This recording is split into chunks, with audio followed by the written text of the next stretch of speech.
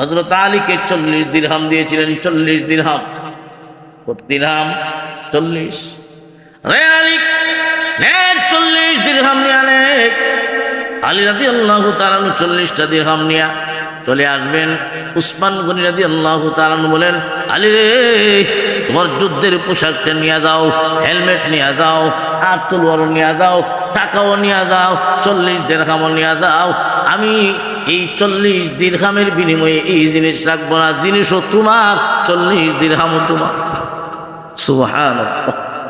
আলী রাদিয়াল্লাহু তাআলা 40 দিরহাম নিয়া, লোহার পোশাক নিয়া, আর তলোয়ার এবং হেলমেট নিয়া আল্লাহর নবীর কাছে গেছেন।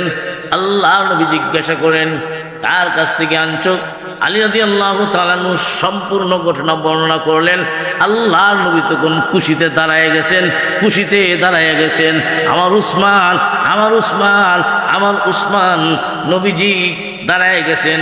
নবীজি বেশি খুশি হলে নবীজি বসা থাকলে দাঁড়িয়ে যেত। আল্লাহ নবী সাল্লাল্লাহু আলাইহি ওয়াসাল্লাম তখন ফাতিমা রাদিয়াল্লাহু তাআলা আনহা বিবাহের আয়োজন করবেন। বিবাহের আয়োজন কি করবেন? দু জাহানের বাদশা, নবীর কলিজার টুকরা মেয়ে ফাতিমা, দু জাহানের সর্দারের মেয়ে ফাতিমার বিবাহের আয়োজন কি দিয়া হবে রে? খুরমা আর খেজুর, খুরমা আর খেজুর হলো ফাতিমার বিবাহের আয়োজন। আল্লাহু আকবার, আল্লাহু আকবার। আল্লাহর নবী চোখ থেকে পানি ছেড়ে ছেড়ে কাঁদে। খুদা গো, আমি না দু জাহানের সর্দার, আমার মেয়ে ফাতিমার বিবাহের অনুষ্ঠান আল্লাহ কয়েকটা খুরমার খেজুর দ্বারা। আল্লাহর নবী চোখ থেকে পানি ছেড়ে ছেড়ে কান্দে। এমনি আল্লাহ পাক জিবরাইলকে পাঠাইয়া দিলেন, হে জিবরাইল, আমার বন্ধুকে গিয়া বলো তোমার বিবাহের আয়োজন, বিবাহের অনুষ্ঠান সাহাবীরা এই দুনিয়াতে খুরমা আর খেজুর দ্বারা করতেছে। ও পয়গম্বর, তোমার বিবাহের অনুষ্ঠান আকাশের ফেরেশতারা সেখানে করতেছে। সুবহানাল্লাহ। ও মুসলমান ইমানদার, এত গরিব আর দরিদ্র হযরত আলী রাদিয়াল্লাহু তাআলা আনহু নবীজির কলিজার টুকরা মেয়ে ফাতিমাকে বিবাহ দিলেন। নবীজি বিয়া দিয়া দিলেন। নবীজি এখানে আরেকটা কথা, বিয়ে দেওয়ার আগে নবীজি সর্বপ্রথমেই ওনার মা ফাতিমার কাছে গিয়ে প্রস্তাব দিলেন, ফাতেমা, আমি তোমার আব্বা তোমার জন্য আলীকে পছন্দ করছি। প্রস্তাব দিলেন। ফাতিমা রাদিয়াল্লাহু তাআলা আনহা কোনো কথা বলেন না, চুপ থাকলেন। চুপ থাকাটা সম্মতির লক্ষণ। as-sukutu tadullu ala ar-rida। চুপ থাকা হলো সম্মতি, আমি রাজি আছি, এটার লক্ষণ। ফাতিমা রাদিয়াল্লাহু তাআলা কথা বললেন না, এতে বুঝাইয়া দিলেন আমি রাজি আছি। আর আমরা দেশে যদি বর্তমান সমাজে যদি বাবা অথবা গার্জেন দেয় কয় তোমার জন্য মুখে পছন্দ করছি, তখন আমরা দেশের মেয়েরা কয় আমার 5 বছর আগেই নিজে নিজে পছন্দ করা আছে। ঠিক না বেটি? অনেক মেয়ে এমন আছে তার কলেজের জীবনে দেখা যায় 5 জন কেন 10 জন পছন্দ করে রাখছে, তখন বিয়া করে একটারে আর 9টা ওই দেখা যায়। কেউ গাড়ির সাক্ষাৎ তোলে হরে, কেউ রাস্তায় মরে, কেউ সুসাইড করে। মন আছে না নাই?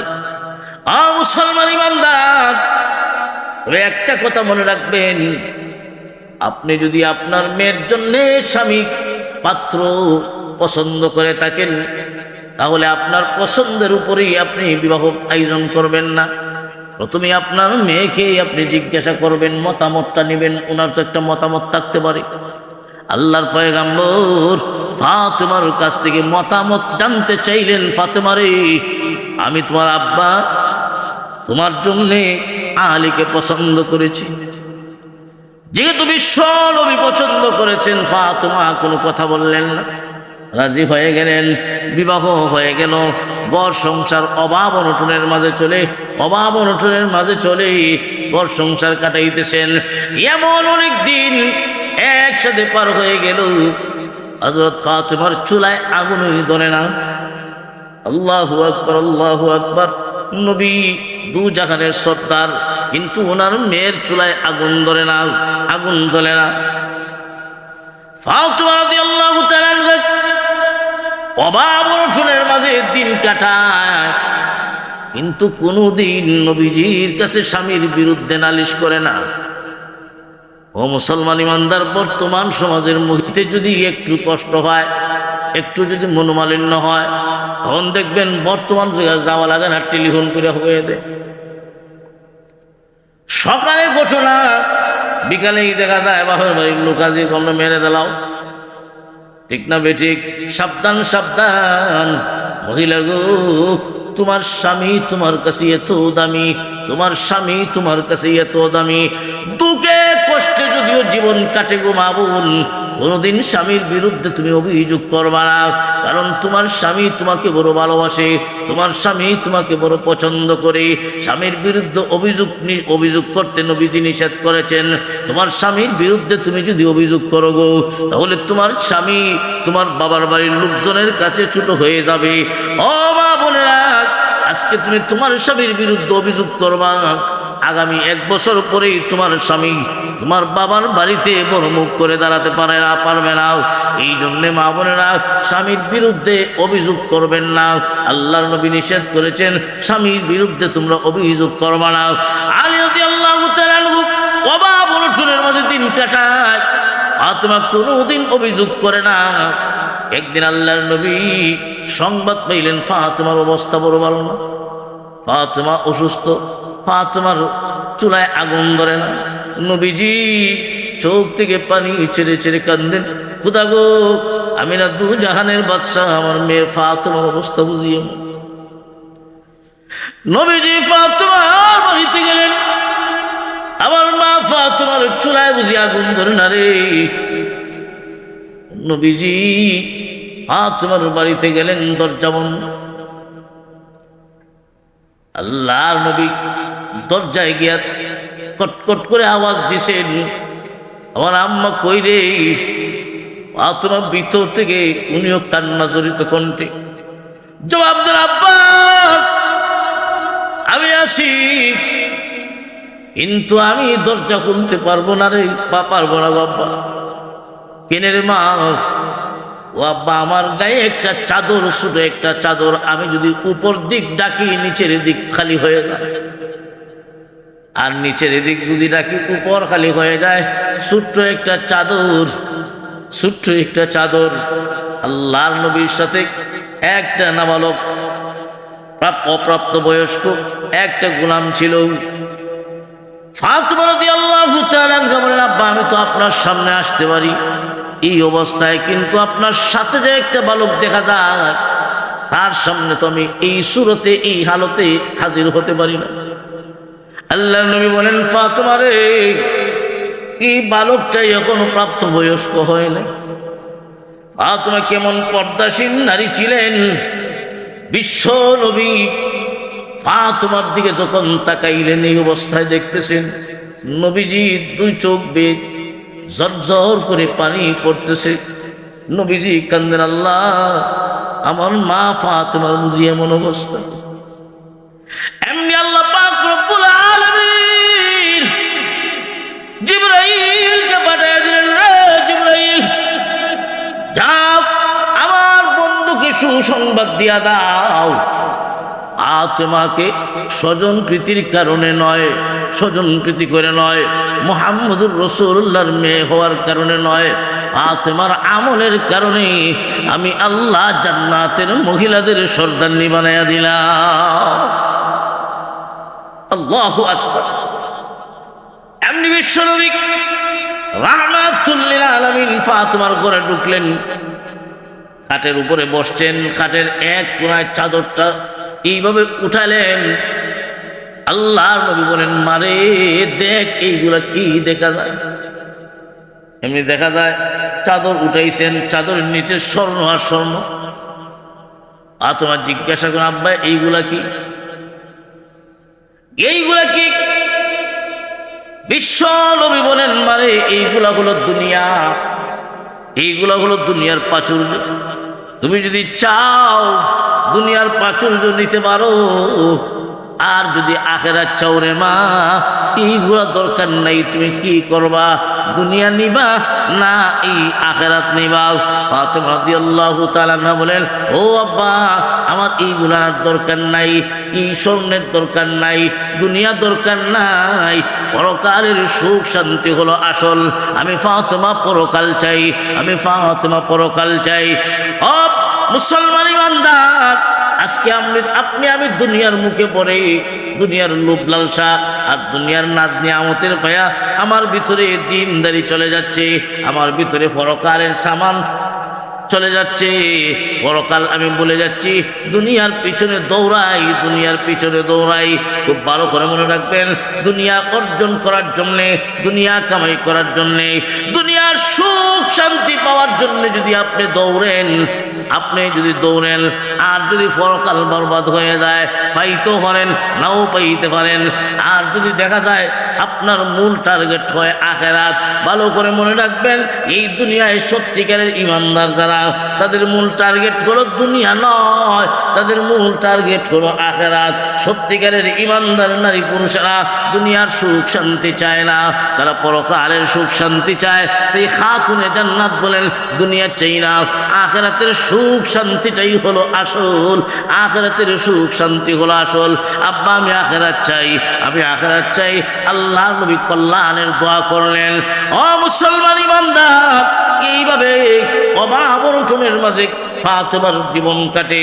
হযরত আলী রাদিয়াল্লাহু তাআলা আনহুর সাথে ঘর সংসার করতেছেন, ঘর সংসার করতেছেন। ওইদিকে আল্লাহর নবী বিশ্ব নবী রাহমাতুল লিল আলামিন নবীজি পৃথিবী থেকে বিদায়ের সময় ফাতেমা রাদিয়াল্লাহু তাআলা আনহা উনি কাছে বসা। ফাতেমার অন্তরে দারুণ আঘাত লাগলো, ফাতেমা কান্দে।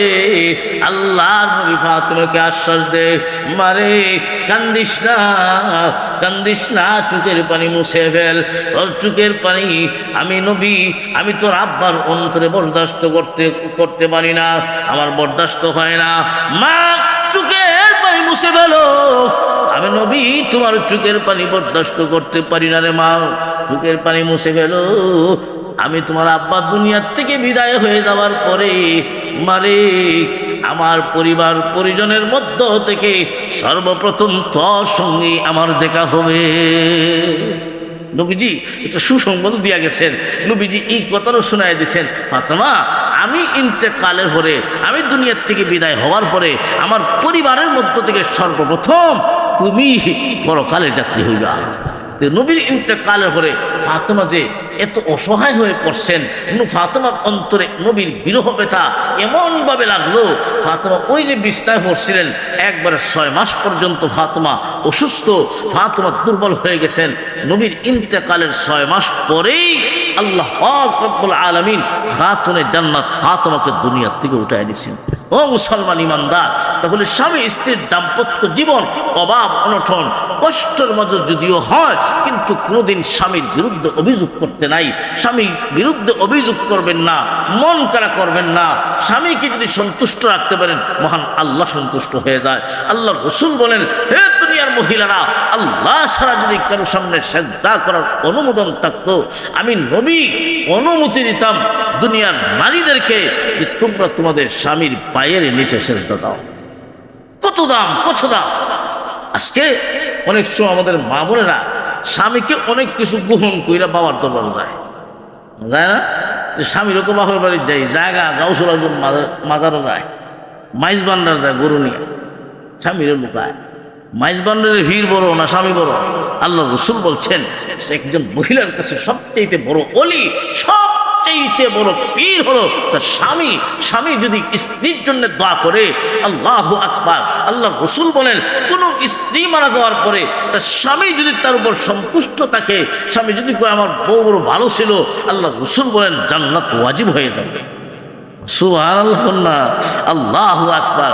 আল্লাহ রাসূল বলেন ক্বালান নবী সাল্লাল্লাহু আলাইহি ওয়াসাল্লাম আল মারআতু ইযা সাল্লাত খামসাহা ওয়া সামাত শাহরাহা ওয়া আহসানাত ফারজাহা ওয়া আতাআত বালাহা ফালতাদখুল মিন আইয়ি আবওয়াবিল জান্নাতি শাআত আও কামা ক্বালা আলাইহিস সালাতু ওয়াস সালাম।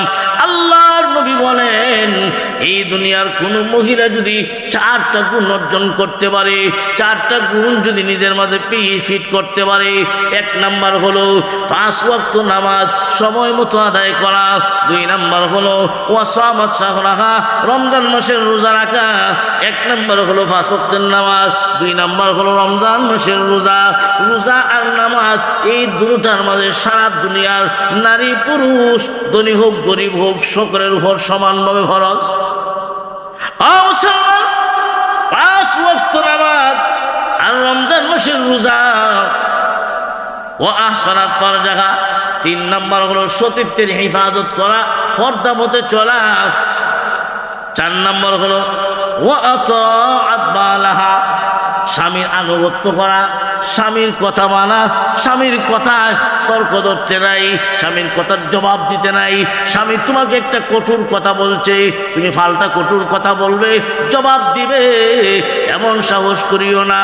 ও দুনিয়ার মা বোনেরা, তোমাদের স্বামীকে যদি সন্তুষ্ট রাখতে পারো গো, আল্লাহর পয়গম্বর বলেছেন এই 4টা গুণ যদি তোমার মাঝে হাসিল হয়ে যায়, 4টা গুণ যদি অর্জন করতে পারো, কিয়ামতের কঠিন ময়দানে মহান আল্লাহ জান্নাতের 8টা দরজা খুলে দিবেন ওই সমস্ত মা বোনদের জন্য যাদের মাঝে 4টা গুণ থাকবে। আল্লাহ পাক রব্বুল আলামিন জান্নাতের 8টা দরজা খুলে দিবেন, প্রত্যেকটা দরজা থেকে আহ্বান করা হবে ওয়েলকাম, এদিকে আও, আল্লাহু আকবার। প্রত্যেকটা দরজা থেকে আহ্বান করবে আমার দিকে আসুন, আমার দিকে আসুন। আল্লাহর নবী বলেন ফালতাদখুল মিন আইয়ি আবওয়াবিল জান্নাতি শাআত। উম্মত রে, ওই কিয়ামতের কঠিন ময়দানে ওই মহিলা জান্নাতের 8টা দরজার মধ্য থেকে যেই দরজা দিয়ে ইচ্ছা ওই দরজা দিয়ে আল্লাহর তৈরি জান্নাতে ঢুকবে।